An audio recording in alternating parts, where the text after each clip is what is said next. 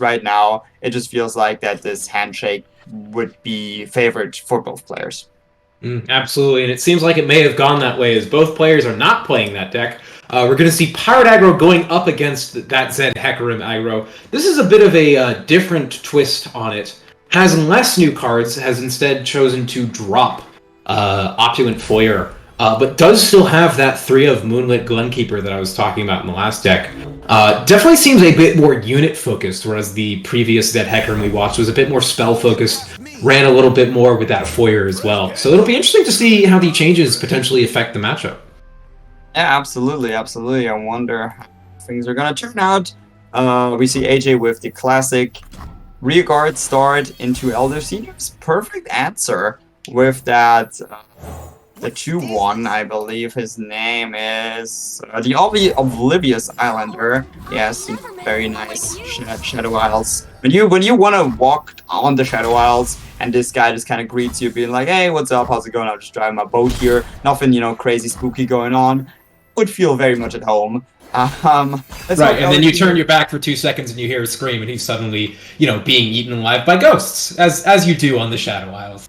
It's a Shadow Isles kind of day, it's the in and outs of the Shadow Isles. But yeah, Elder Senior having a bit more of a struggle round because Fyrith, being 1 mana ephemeral equip or improvise in that case, cannot block, which means AJ's attackers will just have free reign on this attack essentially. And now with the Fearsome as well, yeah, there's a lot of units that Elder Senior can just not block on this swing here. We can even decide to play another Precious Pet if we are AJ here and keep the aggression going. That's exactly what we're doing. And it feels like maybe this onslaught, this unstoppable onslaught, has to be cashed in right now just to not take a Brazilian amount of damage here on the swing. Yeah, you definitely want to be able to have those blockers, but instead going to go for the second Fyrith. My guess is that's to open up the 2 apprentices to potentially serve as fearsome blockers in that situation, but still not the greatest block necessarily. You're burning both of your Fyriths, who are mostly like just damage pushers for you, right? You don't get them as blockers. So while you do both have, you have five units on board versus 6 units on board, you only have 3 blockers. And things like the Sparring Student, you want to be able to have grow to 1,000,000 health and power, and now it's like, all right, well, we got a bunch of ephemerals to deal with, and then we got to deal with this kid who just learned how to do a backflip yesterday. Like, what are we going to do with that? Absolutely. It is going to be wild. I am surprised not seeing the onslaught here, because the onslaught would have served the same, and no, we're not attacking. What? Am I missing something here? I think AJ might not have realized that Fyrith can't block. That's the only assumption I can really make there, because you had a really good swing. Maybe wanting to just go for an open attack later down the line, when there are less blockers and you can push with those precious pets. I'm trying to give the benefit of the doubt as much as I can here, but that feels like a very strange pass on my end. I agree. I'm not sure what was going on here. I mean, now we have some blockers. Well, actually, no, we don't have blockers ourselves because we don't have elusive blockers, neither do we have fearsome blockers. Yeah, that feels like a very weird point to just hold back and not go aggressive, especially, when you're playing an aggro deck, and also looking at the situation where we wouldn't even been able to defend better off. Now we do go for the full swing here, and it will be, contested similarly as it was before, with only 3 blockers. But I feel like we could have taken way less damage than we had to on the swing back here for Elder Senior, because right now AJ is on 9 HP, Elder Senior is on 14 in the direct face-to-face. Elder Senior is very much ahead, and now with this, elusive attacker just pushing through. Okay, now we do have this Braven at least to block it, but still, I mean, look at those. We have Strike Up the Bands, we have potentially more saplings coming through from the Keeper, the Glen Keeper. Yeah, you can do things like you can do the Strike Up the Band, get those units down, and then put in your second Glenkeeper. That's a sapling to pull aside the zap. And I don't think you can deal with the amount of damage coming through at that point.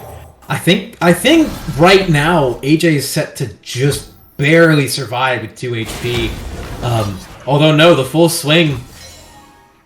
You don't have anyone chunky enough to block the 4 power coming through from that second Glenkeeper. I think that's game right there. Why are you here? Let me. Unless you don't pull aside the.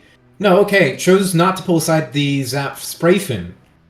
Instead, chose to pull aside the Jagged Butcher, which blocks that 7/3 damage going through.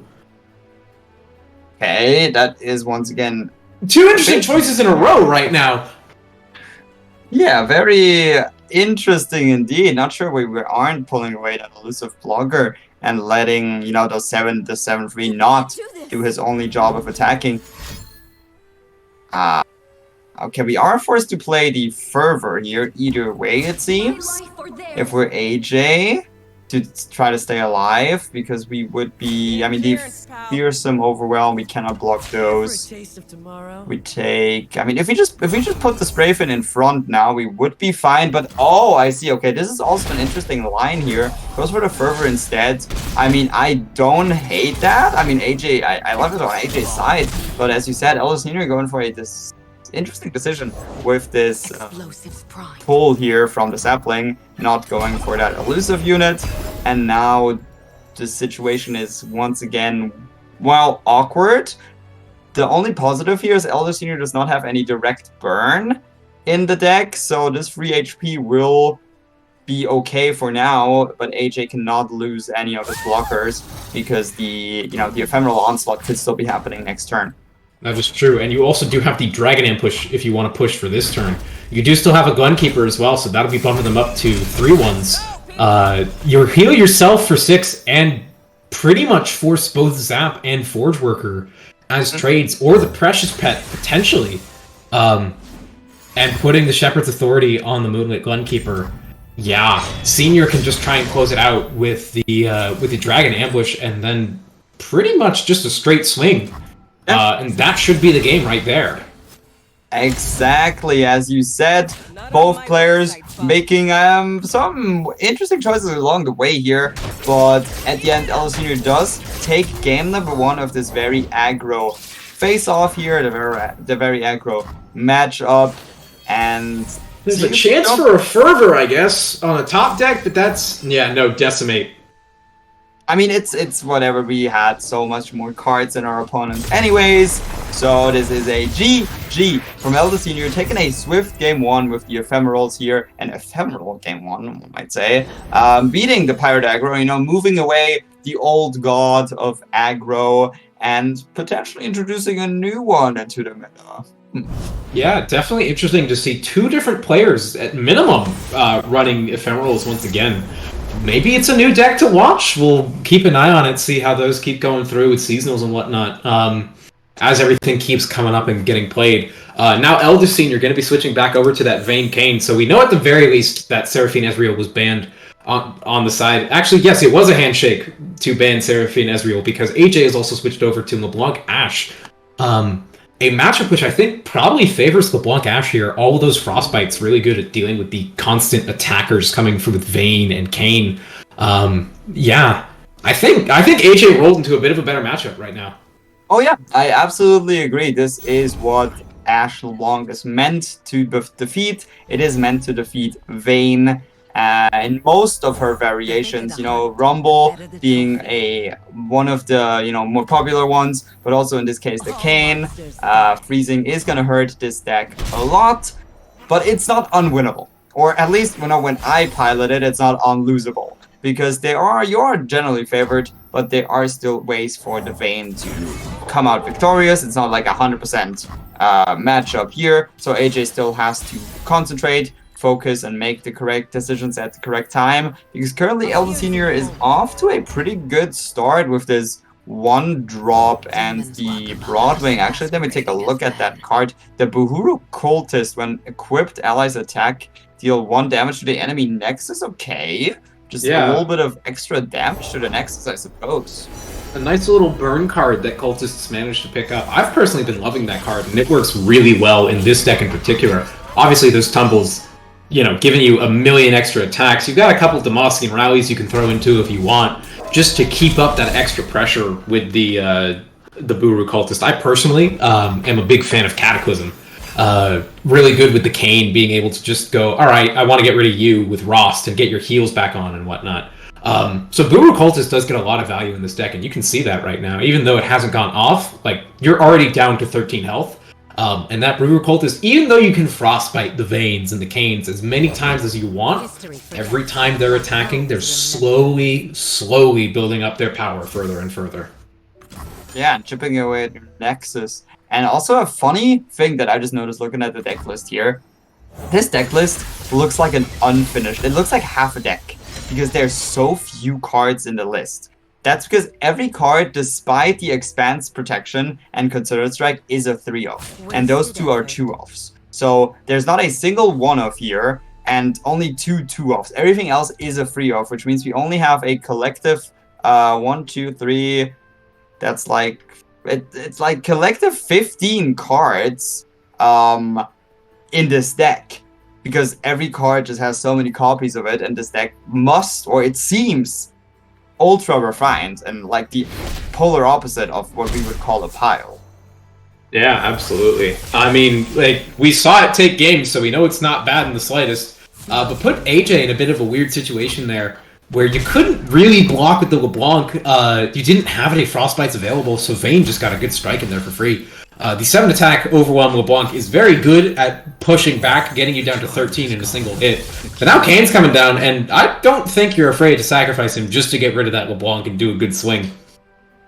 Yeah, for sure, for sure. This Kane now representing the Challenger as well, being able to pull the LeBlanc just to the side at the minimum, and letting the Buhuru Cultist and the Vayne strike true. But now the Spell Shield is actually going to be an answer, or even the momentous choice for this Culling Strike. However, this should be able to...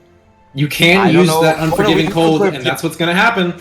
We have equipped the unit. I was thinking, I was like, oh wait, this LeBlanc is in fact equipped, which means both of those are going to be frozen, and the Kane does lose his life here. The Buhuru Cult is now going in. Threatening? I mean, just dealing 2 more damage. I mean, why not? We do not want to lose LeBlanc for AJ. And this is the downside of the deck. This is the downside of LeBlanc Ash. You do not go very wide, at least not early in the game. You go tall, you have big units, but the amount of units is very limited because your units are quite expensive. And now another awkward choice is presented to us. Do we, okay, we open attack here, but after that, do we play a Hearthguard? Do we play a Cook? If we play any of those cards, we're basically tapped out for the rest of the turn because that's our whole turn. And we look at Elder Senior having so many cheap cards right now with the blooming card as well here that can just get another attack in for free thanks to the tumble. Yeah, absolutely. And I do want to point out as well, that Culling Strike was actually a bit of a checkmate situation with the Unforgiving Cold, right? You can use the Expansive Protection for the Spell Shield, but again, it just pops it outright. Although I think it would have, in that situation, targeted the Vayne instead, so you would have been safe, but there are just situations where it can force a checkmate, and there is no real way for you to get around it. It really is such a crazy card. I'm kind of surprised to see that Elder Senior is not running it in this deck, just given the raw power of it. But instead, we're seeing the Blooming Cultist go through here as Vayne levels up. Those zero-cost tumbles now going to be in play, and Blooming Cultist striking for 4 with a Spell Shield. You can't do anything about that. Actually, with the Cultist here on the side. Yeah, and now all you really have to do is put a Spell Shield on your favorite unit, go for a swing, and that should be the game right here. Although, as I say that, the Unforgiving Cold drawn again. Not enough to pop, though, so that is going to be game. Just save this game because, as you said, Frostbite.